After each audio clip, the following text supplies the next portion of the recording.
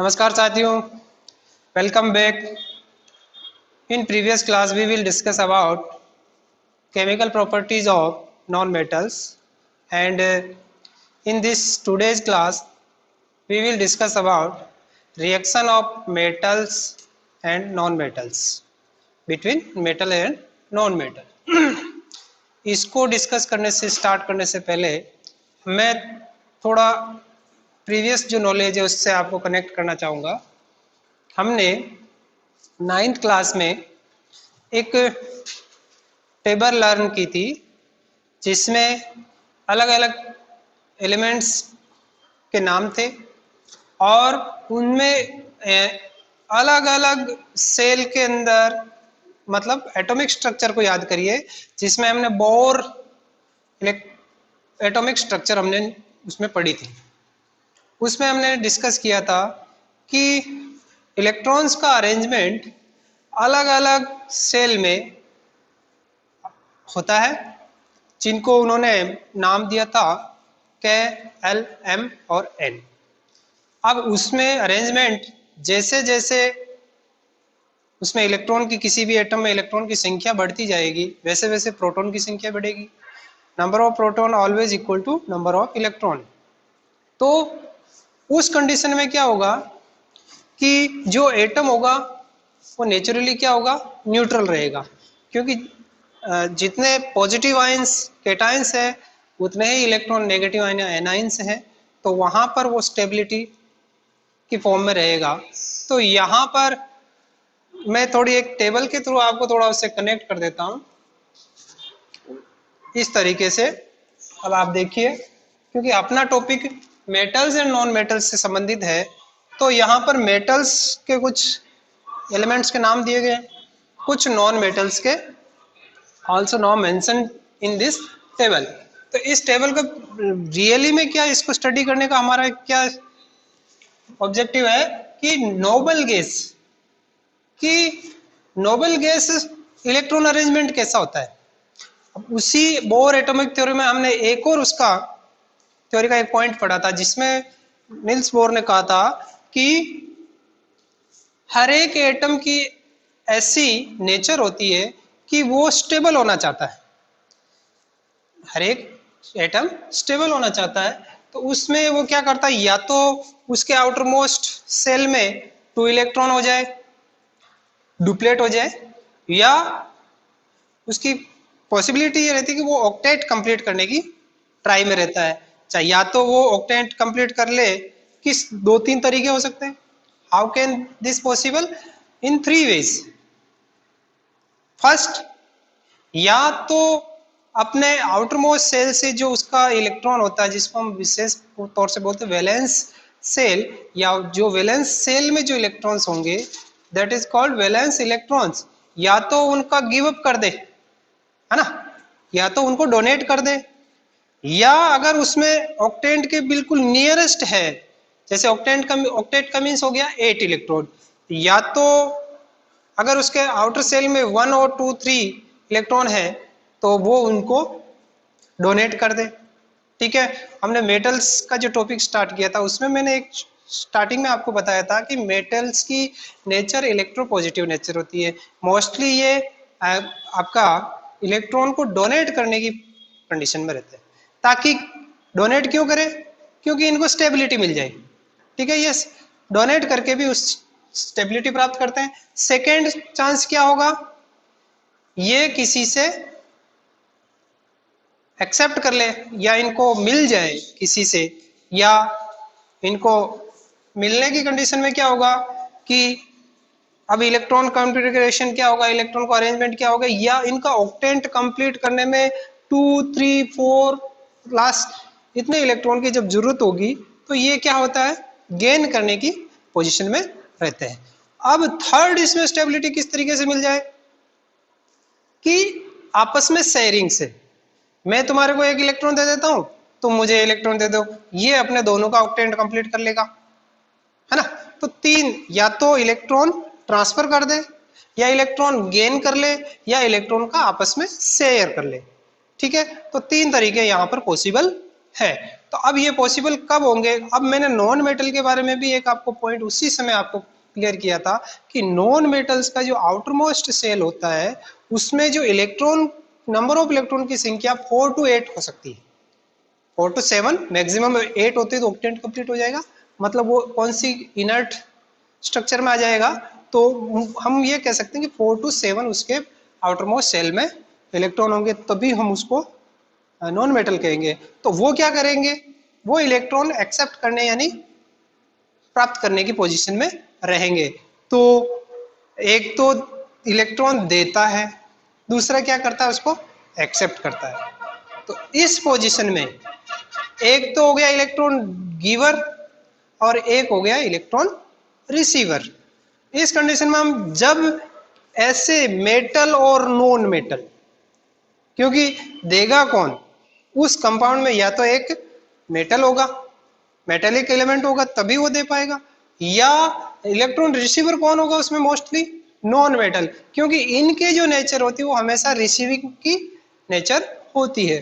तो जब मेटल और नॉन मेटल के इस इलेक्ट्रॉन के आपस में ट्रांसफर होने की वजह से, किससे, मेटल टू नॉन मेटल, तो इस केमिकल कॉम्बिनेशन से जिस टाइप के कंपाउंड बनेंगे, these are called ionic compounds. और इसमें देखिए आप attraction force between positive ion and negative ion यानी cation and anion is more strong and strong bonding force, है ना। तो सो इस we will called also it is the strong bonding of cation and anion और metal और non metal.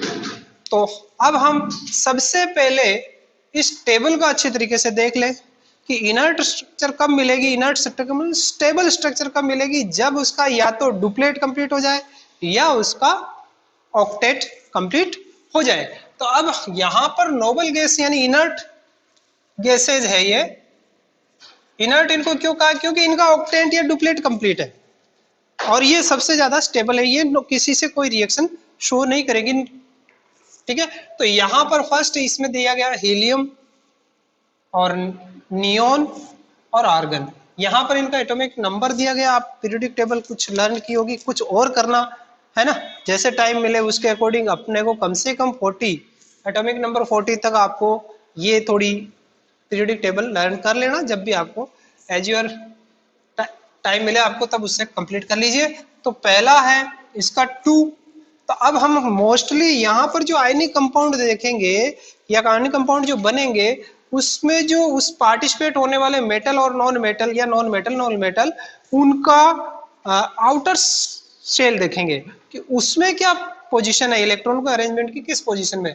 Inert में देखिए यहाँ डुप्लेट कंप्लीट है तो इसीलिए ये इनर्ट है, स्टेबल है, मोर स्टेबल। और हर एक एटम की यही चाहत होती है कि वो स्टेबल होने की ट्राई में रहता है ताकि वो किसी से अनावश्यक किसी से कोई रिएक्शन नहीं कर पाएगा।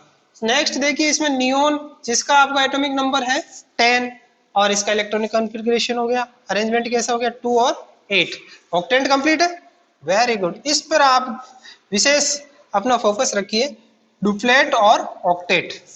फिर देखिए आर्गन 18 नंबर पे एटॉमिक नंबर और इसका आउटर मोस्ट शेल में कितने इलेक्ट्रॉन है 8। तो these are the stable more stable atom elements. अब मेटल्स की बात कर लेते हैं। मैंने पहले भी बताया था कि मेटल्स का आउटर मोस्ट शेल में 1 to 3 अनपेयर्ड इलेक्ट्रॉन या वैलेंस इलेक्ट्रॉन होते हैं। तो यहाँ पर इससे आगे बढ़ते 11th नंबर पे जब हम आते हैं तो यहाँ पे देखिए इसका जो इलेक्ट्रॉन केल सेल में कितने हैं 2, 11 को अरेंजमेंट करना पड़ेगा 2, 8 और 10 और 11। आउटर मोस्ट सेल जब जब सबसे बाहर वाले M में कितने इलेक्ट्रॉन है 1। अब इसका ऑक्टेंट कंप्लीट करना है तो ये हमेशा क्या करेगा, रिसीव करने की पोजीशन में नहीं रहेगा, क्योंकि रिसीविंग पोजीशन की कंडीशन में ये क्या करेगा, इसको 7 मोर इलेक्ट्रॉन्स की रिक्वायरमेंट है जो कि पॉसिबल नहीं है कि ये इसकी पूर्ति हो सके। तो ये क्या करेगा, ये हमेशा डोनेट करने की पोजीशन में रहेगा। तो ये आउटरमोस्ट एक इलेक्ट्रॉन को दे देगा और इजी आराम से स्टेबल हो जाएगा। तो इलेक्ट्रॉन देते ही इसकी ये जैसे एक इलेक्ट्रॉन चला गया, मिस हो गया, तो जैसे इसने डोनेट कर दिया तो लास्ट क्या बच गया इसका अरेंजमेंट 2 और 8। आउटर मोस्ट में कितना है 8, तो ये हो गया स्टेबल। ठीक है, सेकेंड इसी में मैग्नीशियम 2 है, तो 6 का अरेंजमेंट करने से बेटर है 2 का गिव अप कर दे, डोनेट कर दे, तो फिर आपका ऑक्टेंट कंप्लीट हो जाएगा। और फिर थर्ड देखिए एल्यूमिनियम में 3 है, तो ये 3 को देगा, 5 लेने से अच्छा 3 को ये क्या कर देगा आपका डोनेट कर देगा। फिर देखिए पोटेशियम जिसका 19 है, एटॉमिक नंबर 19, 19 का मतलब क्या, number of proton, number of proton. Okay, number of proton का मतलब उस पे चार्ज किस टाइप का है, पॉजिटिव चार्ज यानी केटाइन। ओके, नेक्स्ट कैल्शियम देखिए 20 है, अब ये भी एक इलेक्ट्रॉन देने की कंडीशन में रहेगा, और 6 का अरेंजमेंट करने से बेटर है एक है दे दो टेंशन खत्म, इसमें भी 2 है दे दो टेंशन खत्म, 6 की अरेंजमेंट से बेटर है 2 है अपने पास उसको दे दिया जाए। नॉन मेटल की कंडीशन में क्या है, आउटर मोस्ट सेल में मोस्टली 4 to 7 इलेक्ट्रॉन होते हैं। तो यहाँ पे देखिए आपका नाइट्रोजन जिसका 7 नंबर पे आता है पीरियोडिक टेबल में, उसमें इलेक्ट्रॉन का अरेंजमेंट के में कितने होंगे 2 और एल में 5। ठीक है, ऑक्सीजन में 6 हो गया, एक ज्यादा है तो 6 हो गया, और फ्लोरीन में 7 हो गया। तो अब ये क्या करेंगे तीनों ही, अब 5 से 8 कितना दूर है, 1 2 3 यूनिट है ना, तो ये अरेंजमेंट क्या करें, ये एक्सेप्ट करने की पोजीशन में रहेगा। यहाँ पर भी 2 की एक्सेप्टेंस हो जाएगी, यहाँ पर 7 है तो केवल एक इलेक्ट्रॉन की जरूरत होगी, और ये अपना ऑक्टेट कंप्लीट होते ही ये स्टेबल हो जाएगा। और फिर सल्फर में देखिए 16 नंबर है टोटल एटॉमिक नंबर, और 2 और 8 और, तो इनको आप ऐड कर लीजिए 14 to 16, तो 2 के अरेंजमेंट 2 आते हैं, इसके पास 8 ऑक्टेंट होते हैं, ये किसके स्ट्रक्चर में आ जाएगा, आर्गन यानी इनर्ट स्ट्रक्चर में। क्लोरीन में भी 7 का 8 होते हैं, ये वापस नोबल गैस यानी इनर्ट गैस के रूप में आर्गन स्ट्रक्चर में ऑक्टेट हो जाएगा इसका, और ये स्टेबल हो जाएगा। तो इस तरीके से अलग अलग टाइप के आयंस बनेंगे। अब आयंस बनते हैं, तो आयंस बनते हैं तो किस तरीके से बनते हैं, ये एक तो देता है, तो जैसे मैं सिंपल एक सोडियम की अपन बात स्टार्ट करें कि सोडियम का जो एटम है, अब इसमें हम बात कर लेते हैं आयंस कि जो सोडियम आयन है, ठीक है, इसके एक सेल में तो हो गए कितने इलेक्ट्रॉन हो गए 2, ठीक है, इसकी स्ट्रक्चर बना लेते 2,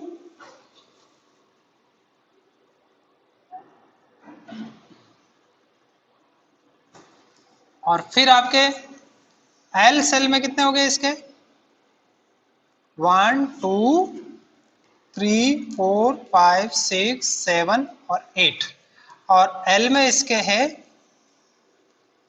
1। ठीक है, तो ये आपका हो गया sodium, structure of sodium atom. अब देखिए क्योंकि जैसे ही ये इलेक्ट्रॉन देगा तो यहां प्रोटॉन की संख्या कितनी है, वही 11, जितने इलेक्ट्रॉन है उतने ही क्या है प्रोटॉन है, तो ये तो 11 है, लेकिन जैसे ही नेक्स्ट स्टेप ने इसने क्या किया, इस इलेक्ट्रॉन को क्या किया दिया, डोनेट, डोनेट हो गया, तो इसने दे दिया, तो जैसे ही डोनेट करेगा तो इसकी स्ट्रक्चर कैसी हो जाएगी, प्रोटॉन तो टोटल 11 है ही है, लेकिन इसकी जो एटॉमिक स्ट्रक्चर होगी वो थोड़ी शॉर्टर साइज की हो जाएगी, 1 2 3 4 5 6 7 और 8, और इनर वाले में 2 है। तो देखिए पहले साइज क्या थी, बड़ी थी, और जैसे एक क्योंकि पूरा एक सेल और था जिसमें एक इलेक्ट्रॉन था, नेक्स्ट स्टेप में ये क्या हो गया, इसकी स्ट्रक्चर थोड़ी साइज क्या हो गई छोटी।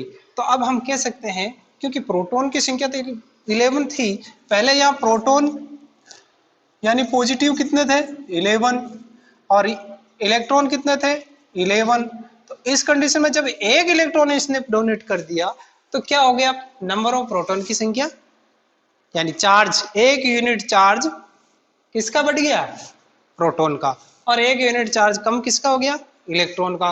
तो अब यहां पर कंडीशन क्या हो गई, प्रोटॉन आपके 11 है ही है और इलेक्ट्रॉन आपके 10 रह गए।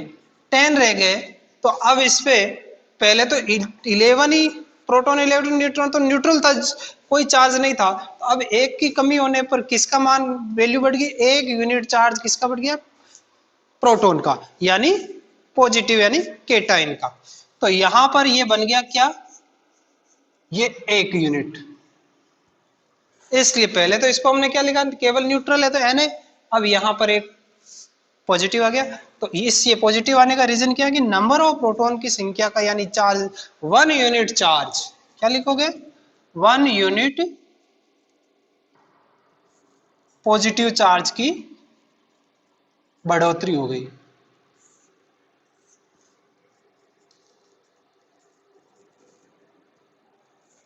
One unit positive charge increase. ठीक है, सेकंड क्या हो गया, साइज क्या हो गई, बड़ी घटी, तो यहां पर साइज क्या हो गई, छोटी।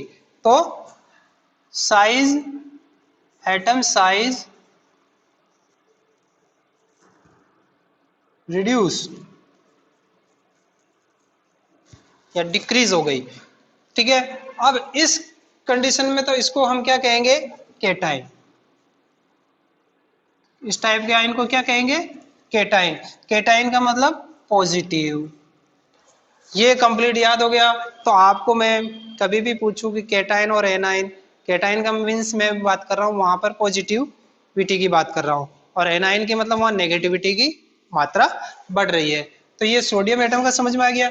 इसी टाइप के दूसरा आयन आपको पढ़ेंगे हम, एनाइन, यानी इंक्रीज ऑफ नेगेटिव चार्ज, या 1 यूनिट नेगेटिव चार्ज या 2 यूनिट नेगेटिव चार्ज का इंक्रीज होना, वहां पर क्या बनेगा आपका, एनाइन बनेगा। तो इसके लिए हम आगे बढ़ते हैं, मैं इसी को एक मिटा देता हूं। इस चीज को आप एकदम क्लियर समझ लेना, क्योंकि ये बहुत आपके इन फ्यूचर आपके केमिस्ट्री में बहुत जगह काम आएगा कि साइज ऑफ केटाइन और एनाइन में से किसकी साइज ज्यादा बड़ी होती है, किसकी साइज छोटी होती है। तो एनाइन की साइज बड़ी कैसे होती है, देखिए यहाँ पे आयन सेकेंड है इसमें एनाइन। अब यहां पर किसी भी जो इलेक्ट्रॉन लेगा, है ना, रिसीवर होगा, तो उस पे इलेक्ट्रॉन की संख्या बढ़ेगी, तभी तो उस पे नेगेटिवली चार्ज आएगा। तो हमें पता है कि नॉन मेटल्स क्या होती है, मोस्टली इलेक्ट्रोनेगेटिव होती है, यानी वो इलेक्ट्रॉन एक्सेप्ट करने की कंडीशन में रहती है। तो किसी भी एक को हम यहाँ पे डिस्कस कर लेते हैं, जैसे किसी एक, जैसे क्लोरीन की बात कर लेते हैं, ये क्लोरीन। तो क्लोरीन की जो स्ट्रक्चर हम बना लेते हैं इसको, मैं यहाँ लिख देता हूँ क्लोरीन।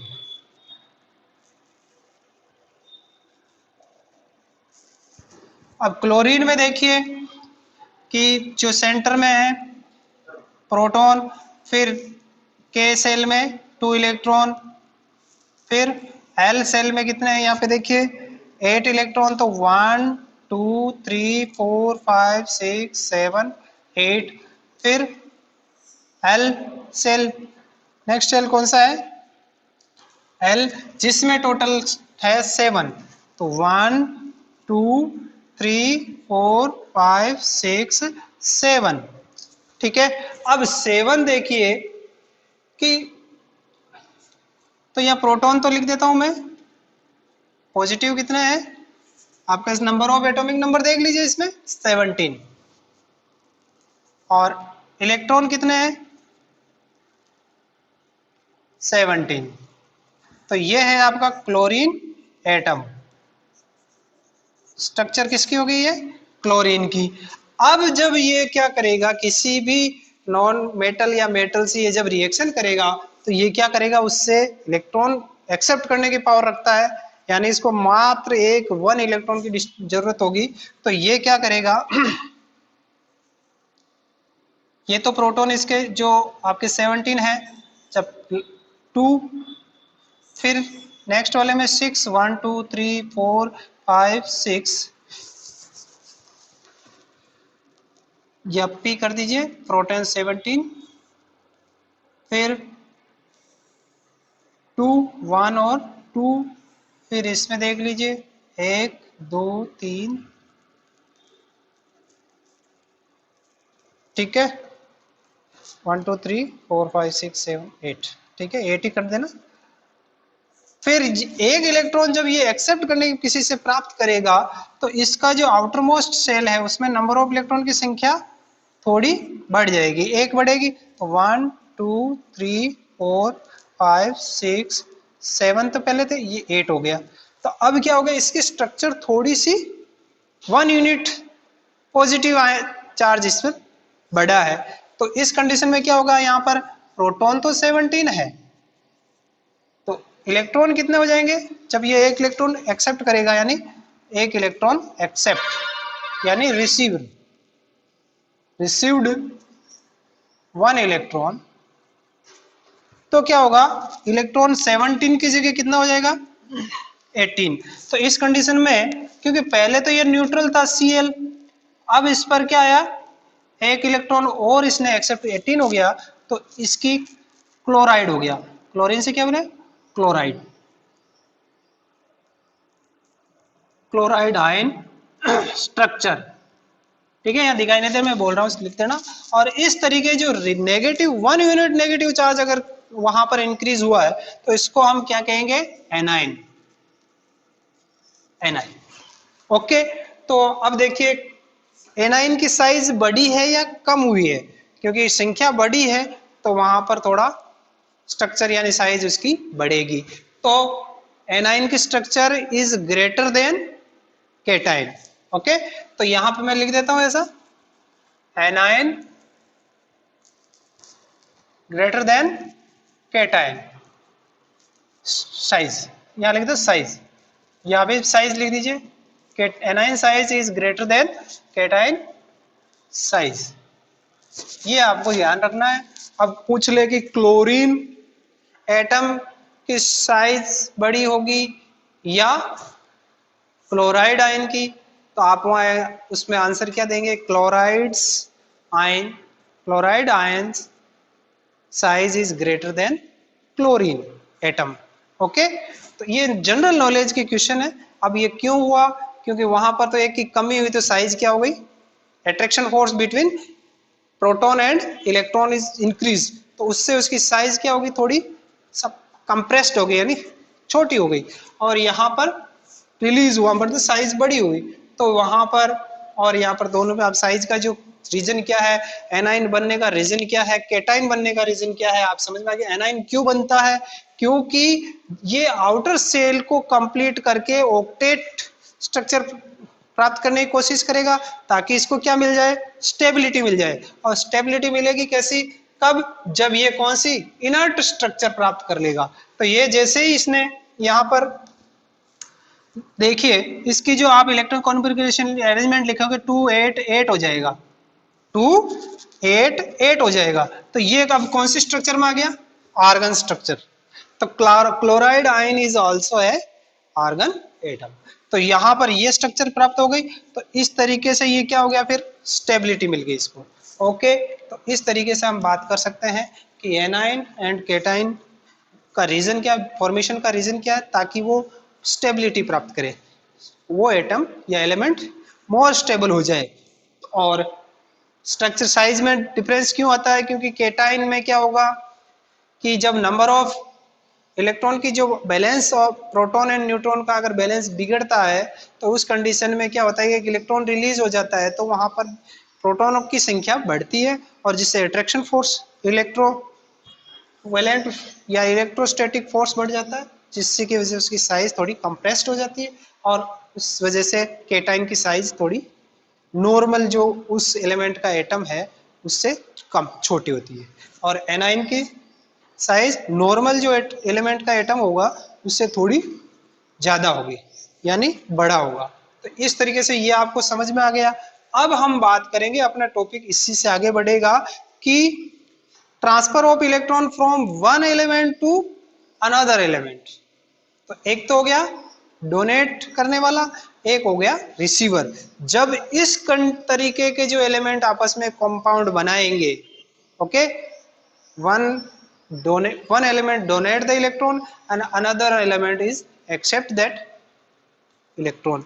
और इसमें जब आपका कंपाउंड होगा या केमिकल कॉम्बिनेशन होगा, यानी केमिकल रिएक्शन, केमिकल कॉम्बिनेशन से जब बढ़ेगा तो इस तरह की बॉन्डिंग होगी आपस में कि मैं एक इलेक्ट्रॉन दे देता हूं, तुम एक इलेक्ट्रॉन ले लो, और आपस में क्या, एक नया, आपस में साथ आ जाते हैं और एक नया कंपाउंड बन जाता है। This type of compound is called ionic compound. और आयनिक कंपाउंड कब बनेंगे? जब एक तो डोनेटर हो और एक क्या हो, रिसीवर हो। तो एक एलिमेंट में, अब यहां पर हम बात करें तो मेटल तो मोस्टली क्या है, डोनेट करेगा, और रिसीवर कौन हो गया, नॉन मेटल। तो मेटल मोस्ट जनरली हम कह दें कि एक जनरल वर्ड में कि मेटल और नॉन मेटल के कॉम्बिनेशन से जो भी आपका मोस्टली जो कंपाउंड बनते हैं वो सभी किस टाइप के होते हैं, आयनिक कंपाउंड। ठीक है, तो नेक्स्ट टॉपिक अपना लिख लीजिए, आयनिक कंपाउंड। तो नेक्स्ट अपना टॉपिक होता है ionic compound and their properties. Ionic compound का हम बता दिया कि कैसे बनते हैं, कि आयनिक कंपाउंड जब बनेंगे, जब आयनिक एक एटम से इलेक्ट्रॉन का ट्रांसफर दूसरे एटम पर होगा। तो यहां देखिए, ionic compound are formed by the transfer of electron, ये ध्यान रखिए, ट्रांसफर ऑफ इलेक्ट्रॉन होगा तो वहां पर किस टाइप के कंपाउंड बनेंगे, आयनिक कंपाउंड। और इस टाइप का जो बॉन्डिंग होगा उन दोनों के बीच में, उसको हम कहेंगे आयनिक बॉन्ड। ठीक है, नया शब्द है ionic bond and ionic compound. Ionic compound को बनेंगे जब एक एटम से इलेक्ट्रॉन का ट्रांसफर दूसरे एटम पर होगा। तो इस तरीके से जो भी आपके कंपाउंड बनेंगे वो आयनिक कंपाउंड होंगे। जैसे हम सबसे इसका बेस्ट एग्जांपल है जो नॉर्मल अपन कॉमन साल्ट यूज करते हैं ना, सोडियम क्लोराइड। तो सोडियम का जो एटम है आप जानते ही हैं, अभी हमने उसका एटॉमिक नंबर भी देखा था। तो atomic number is 11, so that के इन केसेल 2l8n m 1 इलेक्ट्रॉन। तो ये तो हो गया इसका न्यूट्रल स्ट्रक्चर, जिसमें ये इसकी एटॉमिक स्ट्रक्चर का ये है। लेकिन जब ये इसकी जो नेचर क्या है, इलेक्ट्रो पॉजिटिव नेचर है, तो ये इलेक्ट्रॉन देने की कोशिश में, तो ये इलेक्ट्रॉन जैसे इसने रिमूव कर दिया या डोनेट कर दिया, तो इस पर क्या आ गया, पॉजिटिव आयन। तो इसका जो इलेक्ट्रॉन अरेंजमेंट जो होगा वो इनर्ट स्ट्रक्चर में चला गया, स्टेबल हो गया। 2 और 8, 1 इसने डोनेट कर दिया। तो किसको डोनेट किया, तो इसने जब एक नॉन मेटल जो क्लोरीन है उसके कांटेक्ट में आया, तो क्लोरीन का जो आपका एटम है उसकी इलेक्ट्रॉन अरेंजमेंट ये है 2, 8 और 7। तो अब इसको ऑक्टेंट कंप्लीट करने में मात्र एक इलेक्ट्रॉन की जरूरत थी, और ये ढूंढ ही रहा था कि इसको कौन मिल गया, Na ने इसको इलेक्ट्रॉन दिया, प्लस आ गया है, मतलब प्लस इलेक्ट्रॉन हुआ। तो ये क्या बनाएगा, पहले तो न्यूट्रल था, अब इसमें आए क्या आ गया, एक यूनिट चार्ज किसका आ गया, इलेक्ट्रॉन, एक यूनिट चार्ज आ गया। तो ये हो गया आपका 288, इसका भी ऑक्टेंट कंप्लीट हो गया और इसका भी ऑक्टेंट कंप्लीट हो गया। तो इस तरीके से जब ऐसे दो कंपाउंड जो आपस में इलेक्ट्रॉन का, एक का इलेक्ट्रॉन का ट्रांसफर होता है एक इलेक्ट्रॉन से दूसरे, मतलब Na से, Na का एक इलेक्ट्रॉन को मैंने डॉट से दिखा दिया, एक इलेक्ट्रॉन इसमें 7 थे, उसमें यहां इसके अटैच हुआ, तो Na ने दिया तो Na प्लस, और क्लोरीन ने लिया तो यहां पर क्लोराइन माइनस। ठीक है, तो इस तरीके से ये आपस में अपोजिट चार्ज है, और opposite charge always attract to each other, तो स्ट्रॉन्ग बॉन्डिंग होगी। स्ट्रॉन्ग बॉन्डिंग होगी तो वो जो भी कंपाउंड बनेगा बहुत ही स्ट्रॉन्ग बॉन्ड होगा, उसमें इलेक्ट्रोवेलेंट होगा और इलेक्ट्रोस्टैटिक फोर्स भी बहुत ज्यादा होगा। अब जब आपस में बहुत ज्यादा पैक्ड है, अच्छे पक्के दोस्त हैं, फास्ट फ्रेंड है, तो उनमें दोस्ती टूटने के कोई चांस है होते ही नहीं है। और यहां पर हम किसकी बात करेंगे, अगर ज्यादा फास्ट अटैच्ड है आपस में, तो उस कंपाउंड की जो स्टेट होगी नॉर्मली क्या होगी, सॉलिड स्ट्रक्चर, जिसमें बहुत पास पास आपस में उनके एलिमेंट्स होंगे, जिससे उसमें एक सॉलिड स्ट्रक्चर होगा। तो फिजिकल स्टेट इसके अपन नॉर्मल लिख देते हैं, इसकी कोई कुछ प्रॉपर्टीज लिख देते हैं जो 4-5 प्रॉपर्टी है। अब इसमें यह ध्यान रखिए कि स्ट्रॉन्ग बॉन्डिंग, तो यहां लिख देता हूं ना, स्ट्रॉन्ग आयनिक बॉन्ड, इस वर्ड को याद रखिए, ये सबसे स्ट्रॉन्ग है इन दोनों के बीच में, और इस बॉन्ड को तोड़ना बड़ा मुश्किल है। तो अब इस स्ट्रॉन्ग बॉन्डिंग की वजह से इसकी जो प्रॉपर्टीज है वो डिसाइड हो जाएगी कि आयनिक कंपाउंड की जो प्रॉपर्टीज कैसी होगी। तो आयनिक कंपाउंड की कुछ प्रॉपर्टीज हम उस सॉलिड बॉन्डिंग की वजह से हम डिसाइड कर सकते हैं। फिजिकल स्टेट जब बहुत नजदीक है आपस में आयंस होंगे या उनके एलिमेंट्स होंगे तो वहाँ स्ट्रक्चर नॉर्मली इनकी फिजिकल स्टेट कैसी होगी, सॉलिड्स। ठीक है, mostly ionic compounds are solids. High melting and boiling point, जब उनके बीच में इतना हाई पावर का आपका बॉन्डिंग है तो वहां पर वो क्या होगा, उनको मेल्ट करना यानी लिक्विड या गैसियस स्टेट में लाना है, उसके लिए टेम्परेचर, हाई टेम्परेचर की जरूरत होगी। मतलब 1000 से ऊपर ही, इससे नीचे तो मोस्टली कम मिलता है कि आयनिक कंपाउंड का बॉइलिंग पॉइंट 1000 मोस्टली केल्विन में, उससे ऊपर मोर देन ही होगा लेकिन लेस देन बहुत कम प्रोबेबिलिटी है। थर्ड सोल्यूबिलिटी, सोल्यूबिलिटी यानी किसी का उसका सॉल्यूशन बनना। तो सॉल्यूशन बनने के लिए यहाँ पर आपको ये इसमें क्या है, किस टाइप का, ये इलेक्ट्रो वैलेंट कम टाइप का कंपाउंड है, क्योंकि इसमें पॉजिटिव और नेगेटिव दोनों टाइप के आयंस होते हैं, क्योंकि एक जैसे सोडियम है और एक क्लोराइड है ना, तो दोनों में अलग अलग दोनों टाइप के इसमें आयंस है। तो ये सोल्यूबल इन वाटर, ठीक है, मोस्टली इन वाटर में ये सोल्यूबल है। और कंडक्टिविटी ऑफ इलेक्ट्रिसिटी, इलेक्ट्रिसिटी को कंडक्ट करेंगे कि नहीं करेंगे, अब आप बात कर लीजिए। देखिए क्योंकि इसमें बहुत ही पावरफुल इलेक्ट्रोवैलेंट कंपाउंड है, इसमें बॉन्डिंग अच्छी है, तो यहाँ पर मोस्टली ये सॉलिड स्टेट में तो इसमें इलेक्ट्रिसिटी का कंडक्शन संभव बिल्कुल नहीं होगा। इसकी रीजन क्या है, मोर पावरफुल इलेक्ट्रोवैलेंट बॉन्ड, ठीक है।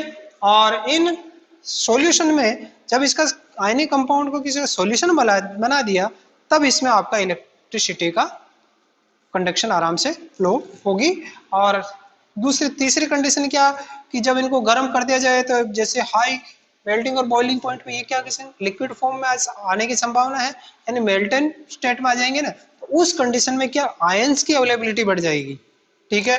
वो आयंस फ्री आयंस के रूप में उसमें प्रेजेंट रहेंगे, तो उस कंडीशन में ये आपका कंडक्शन ऑफ इलेक्ट्रिसिटी शो करेंगे, लेकिन ओनली सॉलिड स्टेट में ये नहीं करते हैं। बाकी आप देखिए कि मेटल्स है, जो भी मेटल्स है सॉलिड स्टेट में भी आपकी क्या करती है, वहाँ पे इलेक्ट्रिक कंडक्शन इलेक्ट्रिसिटी का करती है, लेकिन आयनिक कंपाउंड ऐसी कोई प्रॉपर्टीज शो नहीं करते हैं।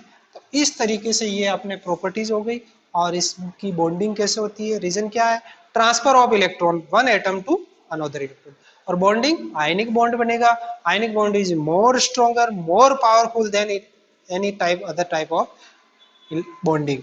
So that these are the in solid states, high boiling and temp or melting points, and soluble in water, and conduction of electricity possible in solution state and molten state, not possible in solid state.